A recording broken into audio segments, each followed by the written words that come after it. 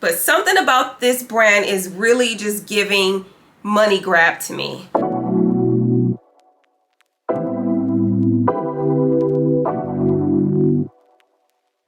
Hey y'all, welcome back to my channel. Welcome back to another video. My name is Candice and this is Everything Beauty with Candice B. So 2022 was the year of celebrity-owned makeup brands and skincare lines, and it's a trend that I hope does not continue into 2023. But as of today, we have quite a few, so I thought I would rank these from best to worst in this video. So before I get into ranking all of these brands, let me tell you about the tiers. So the first tier is top tier. That means every launch that they launch, they are coming out with something that's new, fresh, innovative. It's something that I'm likely gonna buy without even going into the store and testing it. And you can tell they've overall put in a lot of thought into their brand, into their products, and into their launches. So it's top tier. The next tier is Love. So I love the products. I would purchase from them, but they've had a few misses in some of their launches where I can't put them in top tier, but they're still amazing products. The next tier is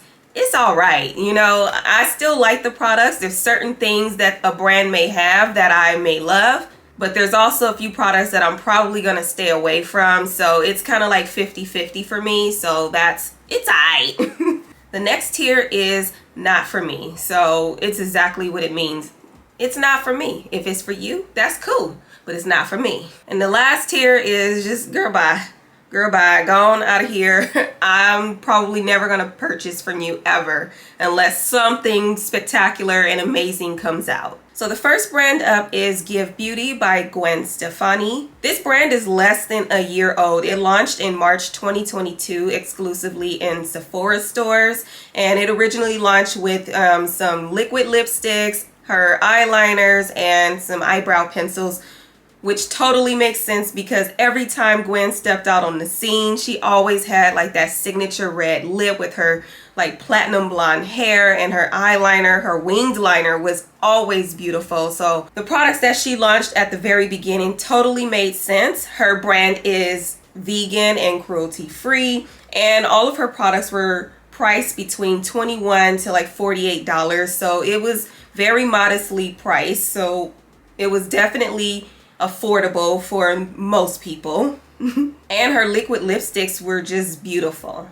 So far I've only tried her liquid lipsticks, which I really liked because my favorite color to wear is red, but I haven't been very compelled to buy anything else from her brand. I'm sure that could change as the brand matures a little bit more. Like I said, it's only less than a year old, so I'll be waiting to see what else comes out from her brand. But as of right now, I'm gonna have to put her in the it's all right category. Essentially, I'm just waiting to see from her something new, something different, instead of just putting out a makeup line and calling it a day and just hoping that your fans will purchase from you. So it's gonna go there. It could move up. We'll see how I feel in another year from now, but as of right now, it's all right. Next up is Florence by Mills. So this one is owned by the actress Millie Bobby Brown.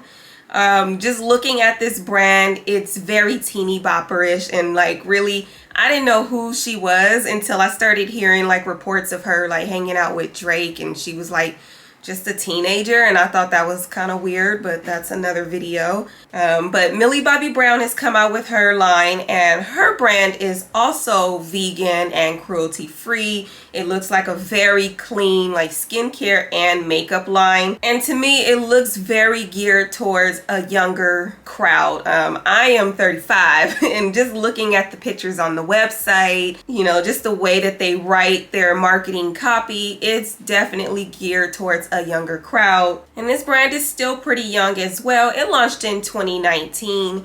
But just looking at the website, I'm gonna be honest, I haven't purchased anything from her, and I don't intend to anytime soon. I just feel like it's not for me. So this brand is going in the not for me category.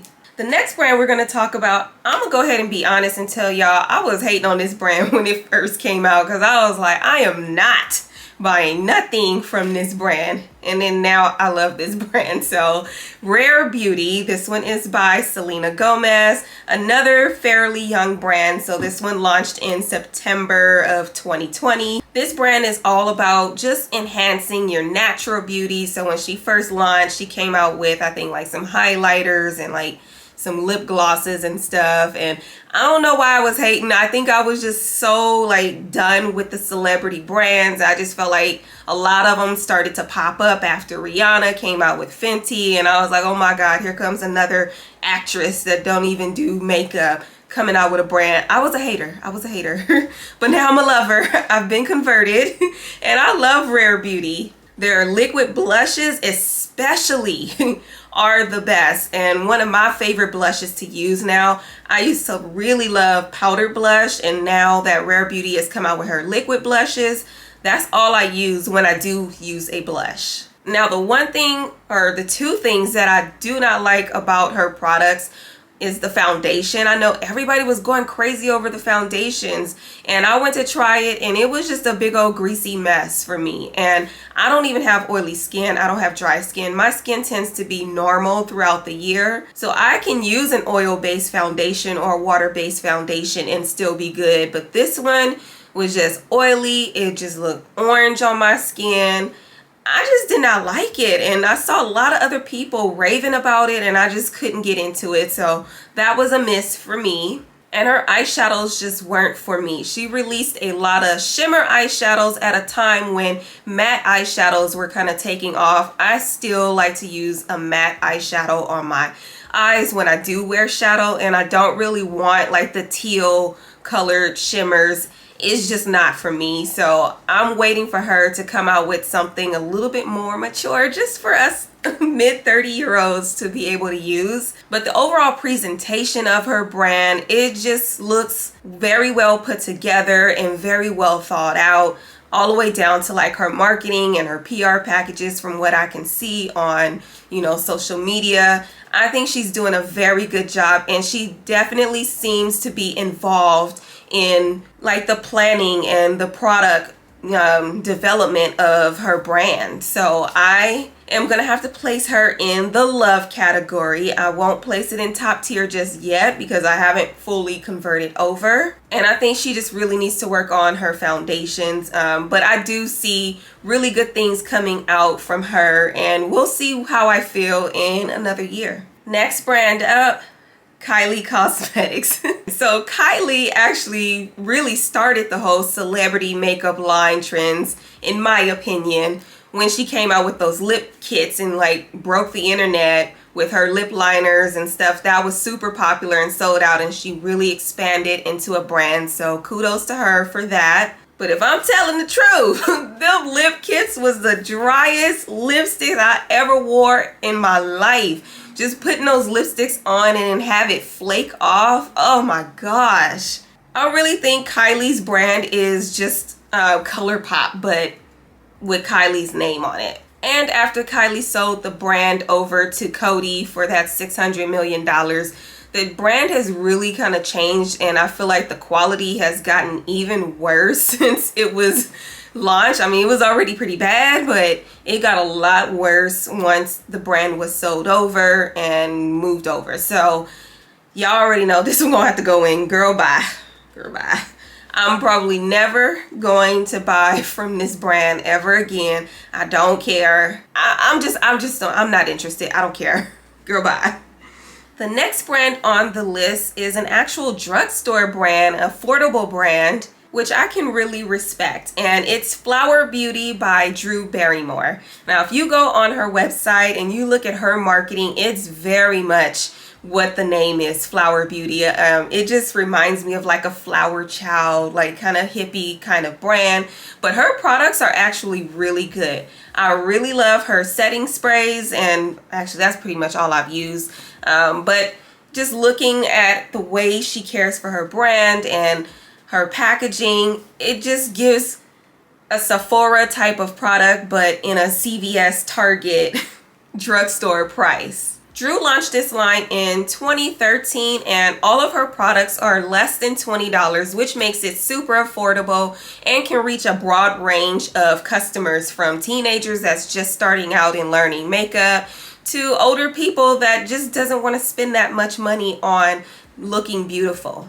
And I really didn't know it was actually around that long. It launched in 2013, so I didn't even notice it until maybe last year when Andrea Renee brought it up on her channel, or was that 2 years ago?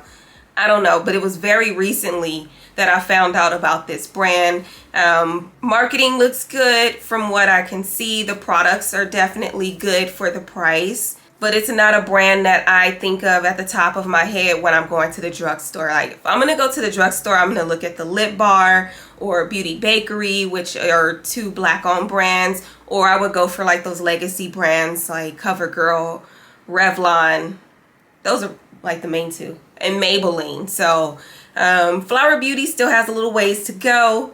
And for my ranking, I'm just going to put it in the it's alright category. I don't think it's not for me because I will use it. But it's not something that I really love. So it's alright. Next up is the woman that I think personally, in my opinion, that's my opinion, changed the makeup game. Robin Rihanna Fenty. Fenty Beauty, she did that. Fenty Beauty launched in September 2017, so it's been a little over 5 years, and Rihanna has really changed and disrupted the makeup industry that we all know today. When she first launched, she came out hitting hard with her foundation. She originally launched 40 shades of foundation, which was kind of unheard of, with the exception of like MAC Cosmetics, who's always had a wide range. But she came out with 40 shades of foundation and lots of different shades for people in the darker side of the spectrum, which was so powerful and so meaningful to a lot of women of color, especially myself, when I've had to experience going into a drugstore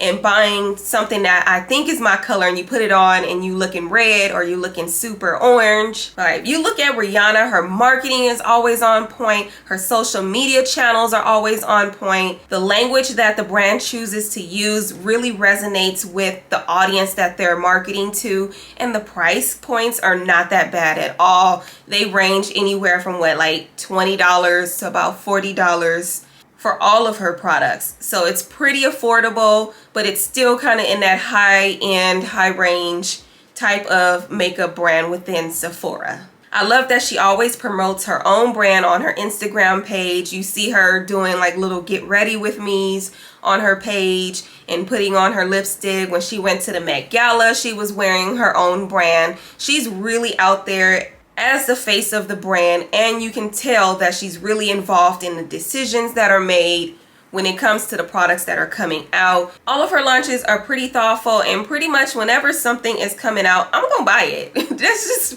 just what it is. Now, I'm not gonna sit here and say everything is perfect, because her eyeshadows could use a little bit of work, okay? But anything new that she's coming out with, I'm pretty much looking at it and considering it automatically and thinking about putting it in my cart. And because of that, Fenty Beauty gotta go in top tier. That's it, and that's all. So another brand that I could probably live without is Rim Beauty. This one is by Ariana Grande.